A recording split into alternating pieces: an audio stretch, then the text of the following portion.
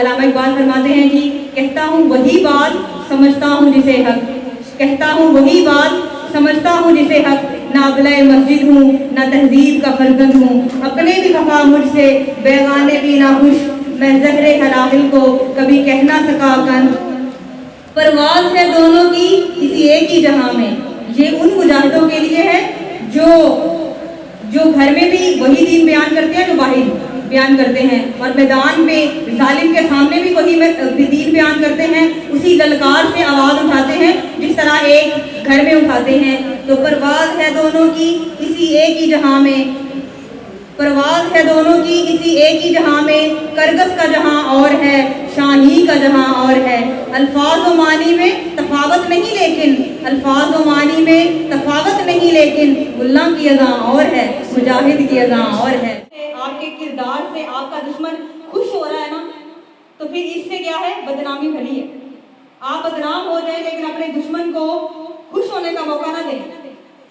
علامہ اقبال فرماتے ہیں کہ لطف دشمن سے ہی شہرت ہو تو بدنامی بھلی، بے وفا تم کو کہیں اہل حرم اس سے بچو، بے وفا تم کو کہیں اہل حرم اس سے بچو، دیر والے کج ادا کہہ دیں یہ بدنامی بھلی، دیر والے کج ادا کہہ دیں یہ بدنامی بھلی۔ یہ پلیٹ فارم کے ذریعے مدرسہ نظام الملک والدین سجاد فاؤنڈیشن کے ذریعے اہتمام جو یہ سنگین اور سنجیدہ مسئلہ اجاگر کرنے کے لیے ہم سب آپ سب یہاں پہ اکٹھے ہوئے ہیں، اس کا مقصد فقط اتنا ہے کہ ہم نے اپنے بچوں کو بھی، جوانوں کو بھی، بوڑھوں کو بھی اور عورتوں کو بھی تیار کرنا ہے جہاد کے لیے، اور ہمیں ایک سجدہ فلسطین مسجد اقصیٰ میں ضرور جا کے ادا کرنا ہے۔ جب آپ کو یہ لگن ہوگی نا اور یہ شوق ہوگا، جیسے آپ سب کہتے ہیں نا کہ یا اللہ مجھے عمرہ عطا فرما، مجھے حج کرنے کی سعادت عطا فرما، اسی طرح آپ نے یہ جذبہ بھی جب دل میں ہوگا نا کہ یا اللہ ایک جمعہ فلسطین میں ضرور پڑھا، تو پھر آپ کوشش کریں گے، پھر آپ کے دل میں رو کے دعا بھی کریں گے، اپنے عمل سے اپنے کردار سے بتائیں گے بھی۔ سینوں میں دل کانپتے تھے۔ علامہ اقبال کیا فرماتے ہیں کہ ہم ان کا اثاثہ ہیں، ہم ان ہستیوں کے ماننے والے ہیں، ہم ان بزرگوں کے ماننے والے ہیں جن کے بارے میں علامہ اقبال فرماتے ہیں تیری نگاہ سے سینوں میں دل کانپتے تھے، کھویا گیا ہے تجھ سے وہ جذبے قلندرانہ، کھویا گیا ہے تجھ سے وہ جذبے قلندرانہ۔ تو میں نے علامہ اقبال سے پوچھا کہ علامہ اقبال آپ بتائیں کہ کیا ہم نے ایسے ہی اب ہمارے اوپر ظلم ہونے ہیں؟ کیا مسلمانوں نے اسی طرح سے ذلیل و رسوا ہونا ہے؟ کیا مسلمانوں کے پاس اب دوبارہ ابھرنے کے لیے کوئی چیز نہیں ہے؟ کیا وہ جذبے، وہ نگاہیں، وہ شوق، وہ عشق وہ ختم ہو چکا ہے؟ تو علامہ اقبال فرماتے ہیں کہ اے اب تیرا بھی دور آنے کو ہے اے فقر غیور، لیکن اس کے لیے ہمیں کیا کرنا پڑے گا؟ عمل بھی اور کردار بھی ادا کرنا پڑے گا۔ ہمیں اپنے جنون سے یہ ثابت کرنا پڑے گا کہ اب ہمارا بھی دور آنے کو ہے اے فقر غیور، کہ کھا گئی تھی روح فرنگی کو ہوائے سیم و زر، اور وہ کیسے آئے گا جی؟ نکل کر صحرا سے جس نے روما کی سلطنت کو الٹ دیا تھا۔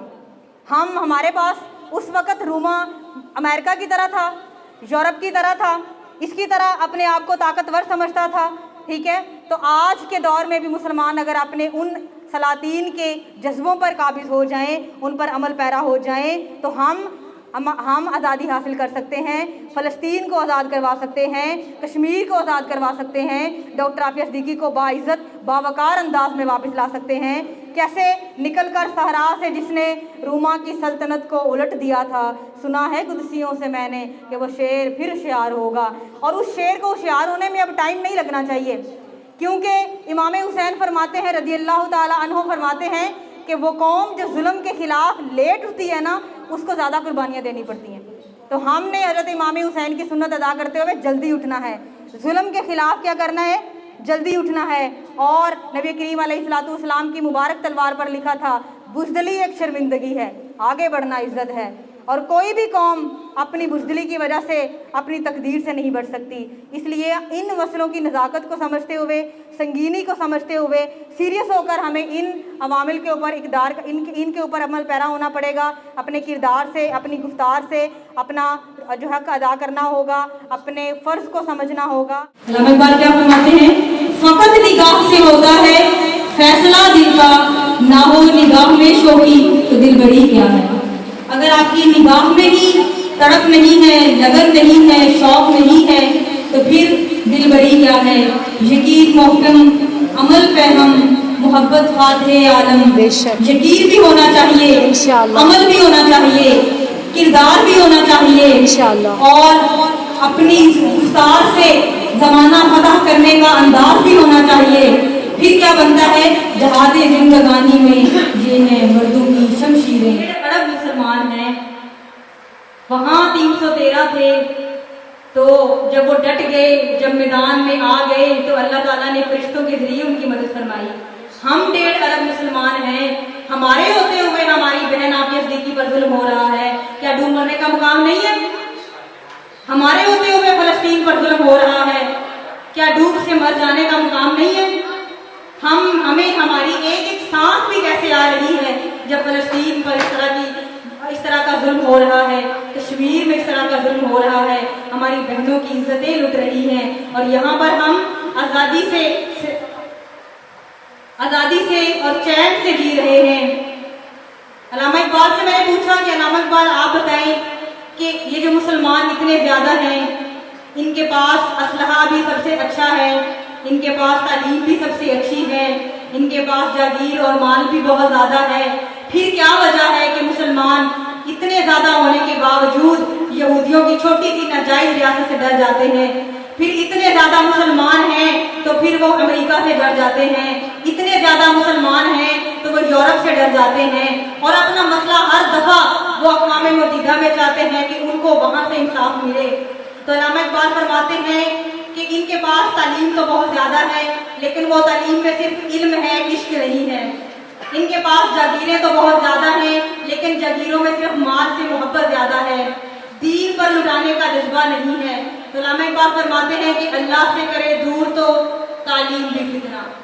आज हमारे पास आला तालीम है, हमारे पास आला अदारे हैं, डिग्री होल्डर हमारे पास नौजवान हैं, तो अल्लामा इकबाल क्या फरमा रहे हैं कि अल्लाह से करे दूर तो तालीम भी फितना, औलाद भी, इमलाक भी, जागीर भी फितना, औलाद भी, इमलाक भी, जागीर भी फितना, ना हक के लिए उठे तो शमशीर भी फितना।